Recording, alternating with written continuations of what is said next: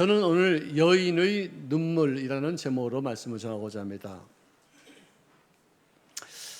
여러분들께서 다 보셨겠지만 김지원, 김수현 주연의 눈물의 여왕이라는 드라마를 여러분들 다 아실 줄 압니다.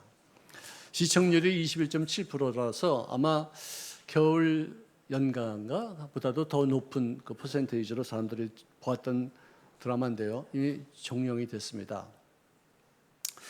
지난 주간에 우리 영원 목사님을 만났는데 갑자기 나한테 하는 말씀이 느닷없이 눈물의 여왕 봤어? 눈물의 여왕 봤어? 안 봤는데요. 꼭 보라고. 그건 진짜 목사님들이 이런 영화를 봐야지 설교할 재료가 생기고 성도들과 더불어 공감할 수 있는 어떤 분야가 넓어진다는 것이에요. 그래서 제가 시간 없으니까 한 3편 정도 봤어요. 그리고 또 좀 잘 모르겠던 것은 요약한 그런 어떤 유튜브를 봐가지고 제가 조금 의미를 좀 깨달았는데, 재벌가 3세 홍해인과 평범한 회사원이었던 백현우와의 사이에서 있었던 러브스토리입니다. 그 영화를 보면서 냉철한 그런 세련미로 따뜻한 캐릭터를 완벽하게 표현하는 그 연기력이 참 기가 막히더라고요. 일본 드라마나 영화는 재미가 없어서 못 봐요. 연기를 못해요. 한국 드라마는 사무치게 몰입감을 갖게 하는 그런 연기력이 있기 때문에 정말 아름다워요. 정말 어느 틈에 시간이 간지 모르게 그걸 몰입하면서 보게 됩니다. 물론 그 영화는 다른 드라마하고 비슷하게 여주인공의 죽음이라는 어떤 그런 상투적인 테마가 있어요.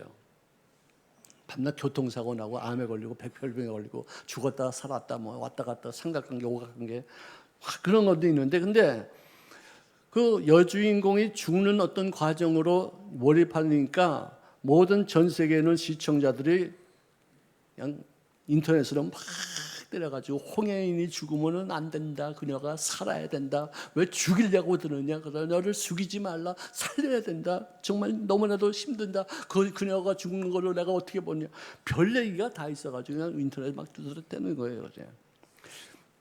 그걸 보면서 제가 드라마와 현실을 구별하지 못하는 사람들인가 그런 생각도 해봤는데, 어쨌든 열정, 그 시청자들의 어떤 반응이 굉장히 뜨거웠어요. 그 테마가 뭐냐? 위기 중에도 희망을 잃지 않는 사랑을 우리에게 보여주는 감동이 있다는 것이죠. 다시 말해서 사랑이 없이는 행복도 없다는 그런 어떤 메시지가 그 속에 깔려 있어요. 우리를 사랑으로 행복을 만드시기를 주의 이름으로 축원합니다. 용서로 행복을 만드시기를 주의 이름으로 축원합니다. 거기 나오는 명대사를 제가 빨리 막 적었는데, 내가 너를 만난 순간부터 세상이 달라졌다. 너는 내 삶의 빛이야. 녹여. 어떻게 그런 아름다운 문구를, 우리는 평생에 그런 말 한 번도 해본 적이 없어. 사랑한다고 다 되는 건 아니에요. 지켜줄 능력이 있어야지만 되는 거예요. 이것도 아주 명언 중에 명언입니다. 여러분들 다 봤으니까 무슨 말인지 다 알죠?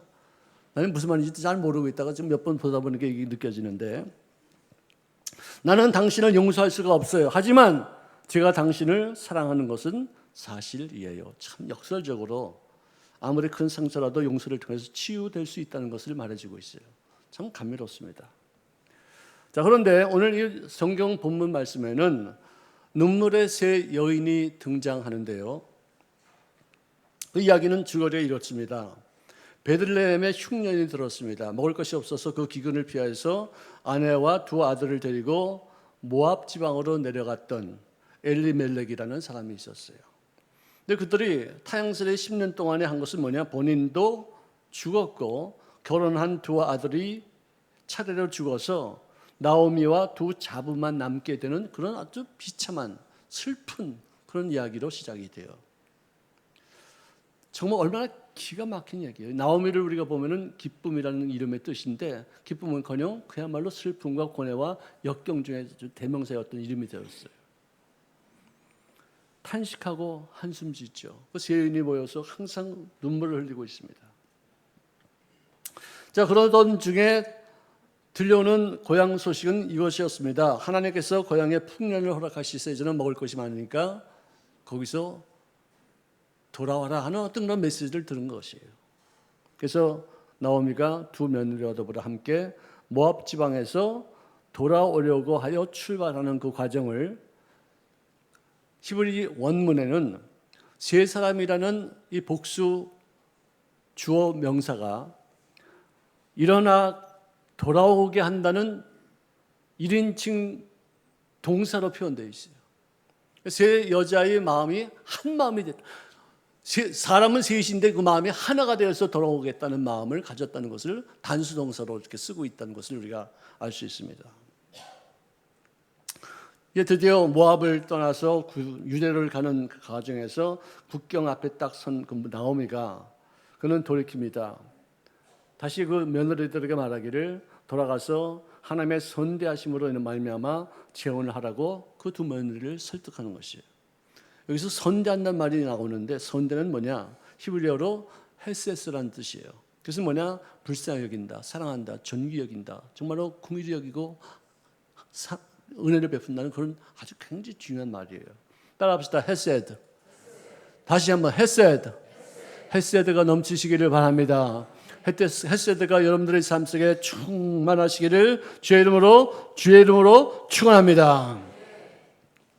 자, 두 며느리에게 설득하는 말이 이것입니다. 너희 어머님 집으로 돌아가라. 너희 어머니 집으로 돌아가라. 아버지 집이 아니라 왜 어머니 집으로 돌아오라 이렇게 했을까를 생각해 보았더니 남편을 잃고 그리고 고향을 떠나는 그 두 며느리의 친정 어머니가 얼마나 슬펐으면 그를 끌어안고 눈물을 흘리던 그 모습을 보았기 때문에 어머니의 마음에 그런 슬픔을 주지 말라, 어머니의 마음에 그런 탄식을 주지 말라, 돌아가서 어머니를 좀 즐겁게 하라 뜻으로 그런 말을 했던 것 같아요. 제가요 여의도 지칼 성전의 담임 목사였다가 일본의 그 조그만 시골의 조만 교회의 담임 목사님이 지금 자리가 비어졌다는 얘기를 듣고 제가 자원했어요. 왜? 동경에 있을 때 제가 일본 선교를 4년 동안 하면서 많은 것을 체득하고 언어도 많이 늘었고 문화도 풍습도 많이 익혔기 때문에 저는 동경 일본 선교를 할 수 있다고 생각하는데 어떻게 사건이 연루가 되어서 제가 서울로 소환당한 적이 있었어요. 항상 일본에 대한 어떤 꿈이 있었죠. 그래서 그런 어떤 얘기가 들으니까 나는 거기를 항상 가야 되겠다. 목회, 이 여의도 지칼 성전은 아무나 와서 목회할 수 있지만 일본 성경은 그래도 말도 해야 될 줄 알고 언어도 알아야 되고 환경도 좀 알아야 되는 거 아니냐. 내가 가야 된다고 해서 조영민 목사님한테 제가 신청을 했더니 3번씩 물으시더라고요. 진짜냐? 진짜 거기 갈 거야? 너 왜 여기 좋은 데다 놓고서 왜 그런 데 가려고 그러느냐? 제가 꿈이 있어서 그 꿈을 이루지 못하고 온 적이 있기 때문에 제가 가고 싶습니다. 그래서 갔어요. 갔더니 새벽 예배는 1명이 나오고요. 주일 예배는 10명도 채 안 나와요. 또 10명도 안 되는 그분들이 나한테 기도를 받는데 내가 기도 말고 갑자기 그냥 울컥 하더니 눈물이 펑펑 쏟아지면서 통곡이 나오는 거예요. 내가 막 기도하다 말고 막 통곡이 나오는 거예요. 근데 그 기도 받는 사람은 일본 사람 2-4분이었는데 왜 어떻게 안수하는 목사님이 이렇게 통곡하면서 기도할까? 그래서 자기를 위해서 눈물을 흘리는 것줄 알고 자기 어떤 생활이 너무나도 힘들고 방황하니까 정말 불쌍히 여기서 이렇게 목사님이 이렇게 통곡을 하면서 기도하는 줄 알고서 그 이후로부터 그가 회개하고 훌륭한 사람이 되고 정말 새로운 길을 다녀서 주일 예배 또박또박하고 그리고 봉사하고 헌신하고 열심히 충성하는 그런 모습으로 바뀌었어요. 근데 사실은 내가 여기까지 와가지고 조그만 교회에서 정말 아무도 없는 데서 이렇게 큰 일 웃어 있는 거 꼬라지가 너무나도 신세가 처량해서 내가 나를 보고서 울었는데 그분들은 지금도 내가 나를 위해서 운 건지 몰라요. 자기를 위해서 지금도 울었다고 훌륭한 목사님이라고 그래요. 여러분들 정말 울을 수밖에 없는 상황이 있습니다. 얼싸안고 이제 통곡하는 그 세 여인, 국경에서 이제 어떻게 해야 될 것인가 방황하는 어떤 그 세 여인이 있었어요. 그럴 때 나오미가 우리가 도저히 이해할 수 없는 여러 가지 어려운 말을 하고 있어요. 나의 태중에 너희의 남편 될 아들들이 없다라고 말해요. 이게 무슨 말이에요? 내 뱃속에 너희들이 결혼할 수 있는 남편 될 감이 없다 이거예요. 이 속에. 이게 무슨 말이냐면은 신명기 25장 5절 이하에 기록된 말씀인데 자식이 없이 죽은 남편의 형제와 결혼해서 대를 잇게 하는 그런 제도인데요. 이것을 우리가 계대 결혼, 리버리지 메리지라고 이렇게 말해요. 계대 결혼. 다시 말해서 내가 이제 애 없이 죽었어요. 그럼 내 부인이 내 형제와 더불어 결혼해서 대를 이어가게 하는 거예요. 우리 나의 대를 이어가게 하는 거예요. 그러니까 지금 현재 내가 남편도 돌아가셨으니까 임신할 것도 없고 임신을 한다 하더라도 이 아이가 태어나서 자라서 너희들의 남편이 되기까지는 것은 있을 수 있는 것이 없으니까 너희들 돌아가서 새로운 인생을 살아라. 한국 대학생 선교회 CCC죠. 총재가 되는 우리 김준건 목사님께서 1981년도 23살 아니다 29살인가 29살의 일기로 딸이 2살, 3살 나고 5살 난 딸을 둘을 데리고 남겨놓고 남편을 두고서 암으로 세상을 떠났어요. 그가 살아있을 때 그 암의 고통이 얼마나 큰지 정말 몸부림치면서 정말 대굴대굴 굴면서 아픔을 호소하다가 결국 죽임을 당했는데 그 딸의 장례식을 끝나고 나서 이 목사님은 사위와 더불어 두 손녀를 데리고 집에 와서 함께 살았습니다. 오랫동안 좀 살았는데 아내를 잊지 못하여서 정말로 슬퍼하는 그런 사위를 보면서 이렇게만 안 되겠다. 사위는 행복해야 되지 않겠느냐 싶어서 서둘러 이 장인이 자기 딸을 잃은 사위에게 다른 여자를 소개시켜서 결혼하게 만들어요. 재혼하게 만들었어요. 참 아름다운 일이죠. 오늘 이 본문에는 며느리를 재혼시키려고 하는 그런 시어머니의 모습을 우리가 볼 수 있는 것이에요. 나를 따라올 필요가 없다. 너희들이 살던 곳에서 살아야지. 또 너희들이 나를 따라오면은 내가 남편 따라와서 여기서 이방 땅에서 산 것 같이 너희도 마찬가지로 이방 땅에서 사는 것이 아니겠느냐.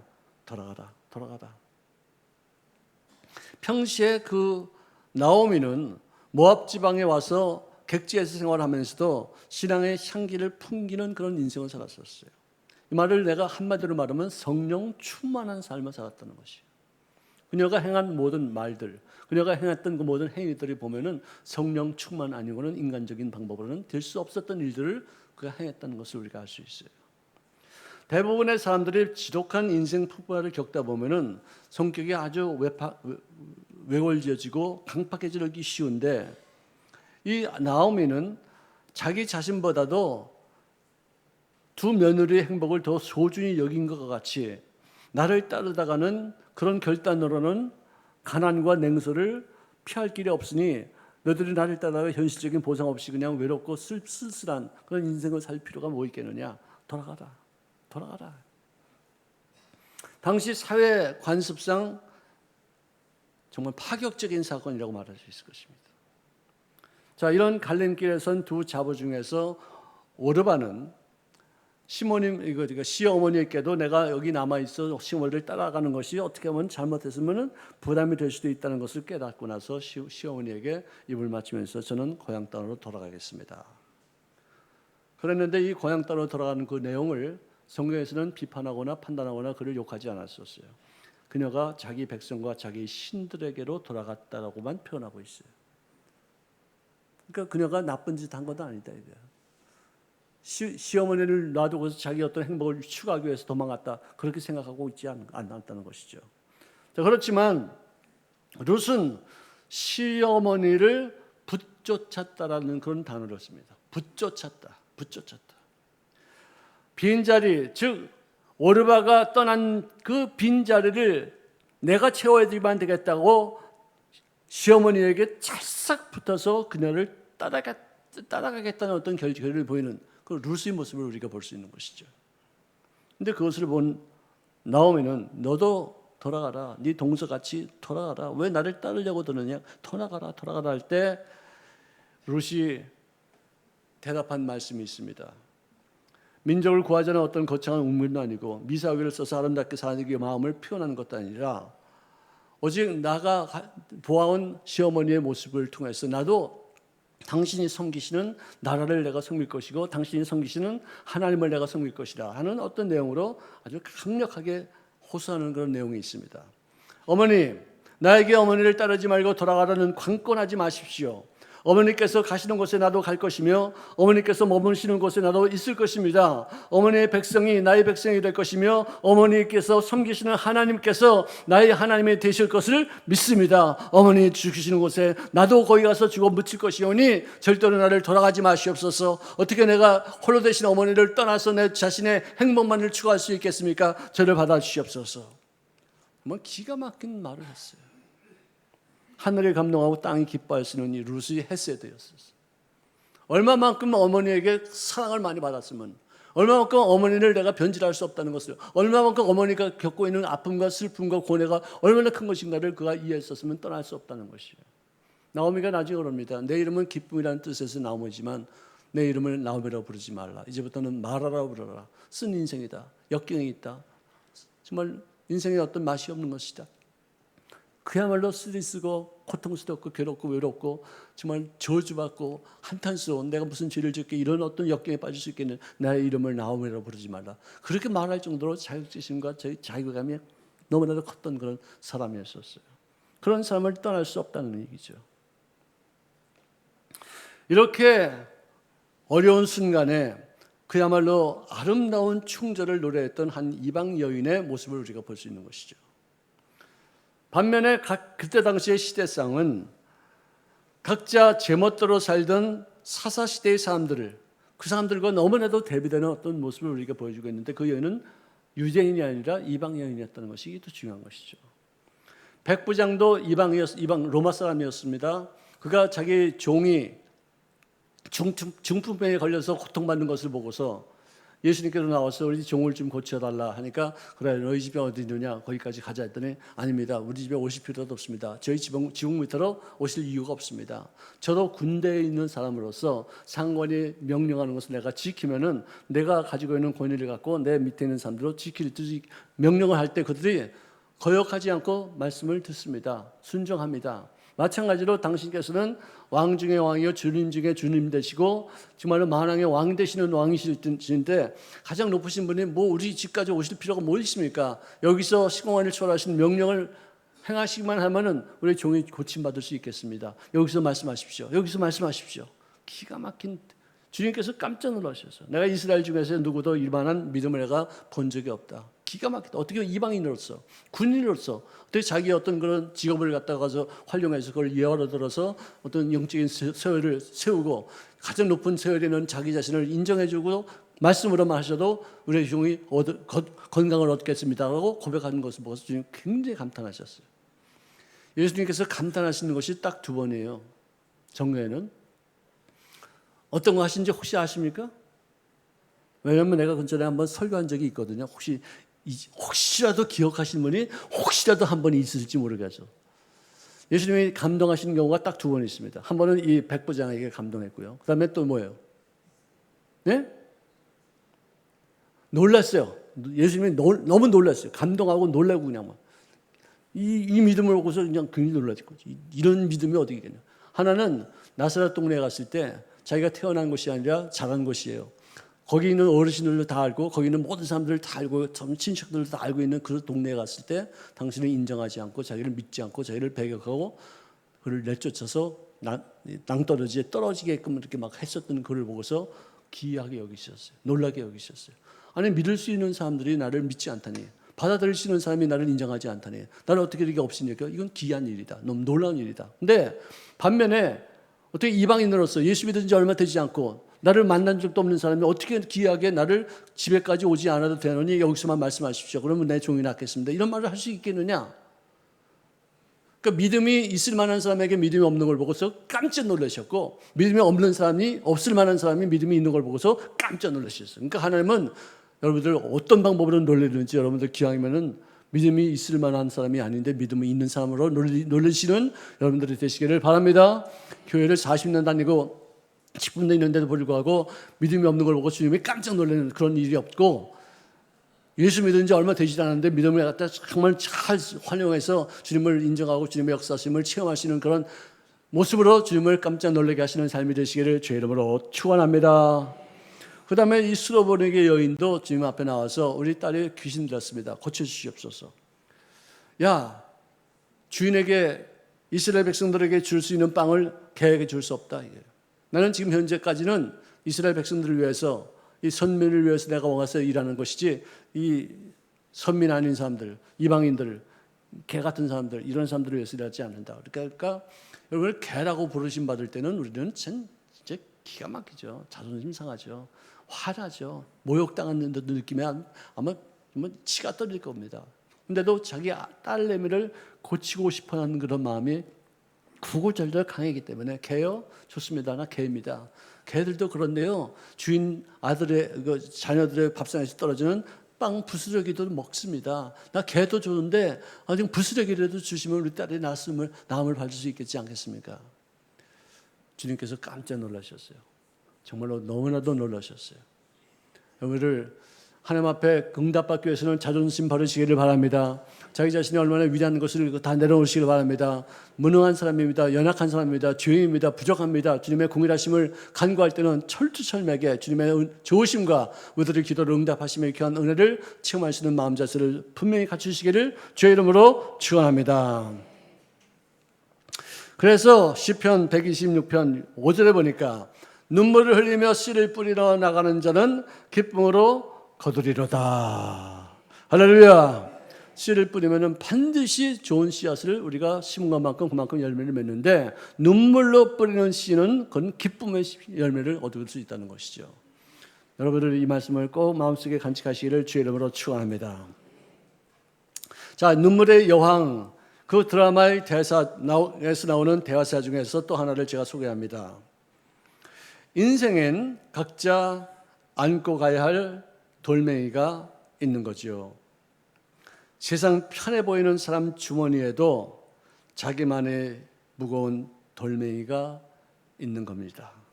그러니까 누구를 부러워할 것도 없고요, 또 너무 자책할 것도 없어요. 아주 정말 아름다운 그런 시기가 있습니다. 저는 근데 목사이기 때문에 이런 글을 보더라도 그냥 보지 않게 돼요. 성경 말씀으로 대비해서 이렇게 보게 되어져요.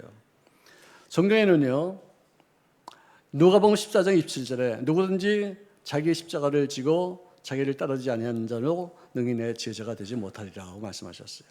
이 시를 제가 다시 한번 성경 말씀으로 고쳐서 얘기를 하자면은, 인생엔 각자 지고 가야 할 십자가가 있다. 세상 편해 보이는 사람의 등에도 자기만의 무거운 십자가가 있다. 그러니까 누구도 부러워할 것도 없고, 또 누구 자기를 너무 자책할 필요도 없다. 여러분들 여기서 말하는 돌은요, 이미 정해진 역경이에요. 팔자소관이에요. 운명이에요. 피할 수가 없어요. 근데 십자가는 나의 선택에 의해서 내가 짊어질 수도 있고 안 짊어질 수도 있는 거예요. 돌은 아무런 가치가 없고, 돌은 보상이 없어요. 열매가 없어요. 그냥 팔자예요. 운명이에요. 피할 길이 없어요. 십자가는 내가 선택할 때 그 십자가 뒤에 영광이 따르게 될 줄로 믿습니다. 그러니까 성경은 자기 십자가가 있다는 거예요. 나에게도 십자가 있고, 여러분들 개개인에게도 십자가 있고, 여러분들이 미워하는 그 사람에게도 십자가가 있어요. 십자가는 어떤 것이냐? 전지전능 무소부재하신 그 큰 부요로우신, 그리고 의로우신, 죄가 없으신 그 하나님이 더럽고 추악하고 악이 가득 차고 정말 하나님 것이 합당치 못한 인생들 때문에 겪은 아픔의 장소가 십자가예요. 우등한 사람이, 훌륭한 사람이 열등한 사람보다 부족한 사람들 때문에 겪는 아픔을 우리가 십자가라고 말하는 거예요. 어느 집은 남편이 아내의 십자가가 됩니다. 어느 집은 아버지가 딸의 십자가가 되는 경우도 있어요. 또 아내 때문에 남편이 힘들어하는 그런 경우도 있고, 부모 때문에 자식들이 어려워하는 경우도 있어요. 초신자가 또 먼저 믿은 사람의 아픔이 돼요. 다 돌봐줘야 되고, 말 안 들으니까 힘들어야 되고, 정말 눈물 흘릴 때가 있고. 십자가예요. 왜? 내가 먼저 됐기 때문에, 내가 좀 더 있기 때문에, 내가 좀 지식이 있기 때문에, 내가 좀 더 알기 때문에 겪는 그런 아픔이 십자가예요. 자기에게 있대요. 그거를 외면하지 말라는 거예요. 선택해서 지라는 거예요. 그래야지 주님의 제자가 된다는 거예요. 예수님의 십자가는 우리 때문에 내가 받을 심판을 대신 짊어지시면서 십자가에서 거기서 못 박히셨지만 그것으로 말미암아 그는 부활의 영광을 체험하게 되어지고 그것을 믿는 모든 사람들이 구원받는 귀한 역사가 나타나게 된 줄로 믿습니다. 돌멩이는 보상이 없어요. 그냥 운명이에요. 팔자예요. 십자가에는 보상이 있고 영광이 있고 하나님의 영광이 우리 자손 대대까지 이루어지는 은총이 있게 될 줄로 믿습니다. 자, 고부간에 보통 서로 상처를 주는 관계인데 여기서는 헤세드의 사랑으로 하나가 되어져서 서로 불쌍히 여기고 서로 함께 있기를 원했습니다. 여기에 하나님의 뜻이 어우러져서 룻은 나중에 보아스를 만나서 무너져갔던 다윗 왕조를 다시 세우게 되어지고 그 다윗 왕조를 통해서 예수님이 메시아의 족보로 이 세상에 오게 되었었어요. 그러므로 예수 믿는 사람들이 겪는 아픔은 세상에서 오는 운명적인 아픔과 달리 그 고난을 통해서 반드시 놀라운 하나님의 섭리가 이루어지게 될 줄로 믿습니다. 아니, 이 룻을 이방 여인을 통해서 메시아의 계보가 이루어지고 예수님이 그 계보를 통해서 오게 되는 그 통로를 만들게 되었을 줄 누가 알았어요? 아무도 예측하지 못했어요. 영광입니다. 너무나도 십자가로 그것으로 끝나는 것이 아니라 하나님의 안에서 그 걸머지는 십자가는 나에게 주신 그 십자가는 기쁨으로 받을 때마다 놀라운 영광으로 아름다운 내를 만들고 자손손손 주님의 크신 권세가 이어지는 귀한 역사가 나타나지게 될 줄로 믿습니다.